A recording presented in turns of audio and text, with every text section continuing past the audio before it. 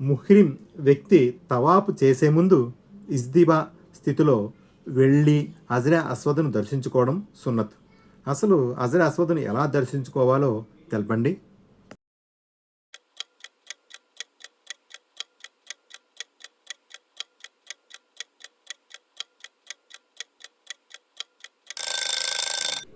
ముహ్రిం కాబా గృహం ముందు తన కుడిభుజం హజరే అస్వద్కు ఎడమవైపు ఉండేలా నిలబడి తవాఫ్ సంకల్పం చేసుకోవాలి.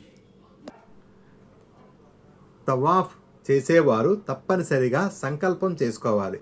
తవాఫ్ కోసం ఏ విధంగా సంకల్పం చేయాలి?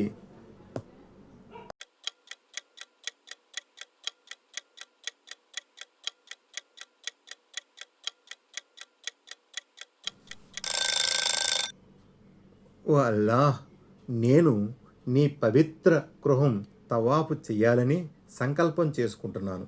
ఈ కార్యాన్ని నా కోసం సులువు చెయ్యి. ఈ కార్యాన్ని స్వీకరించు.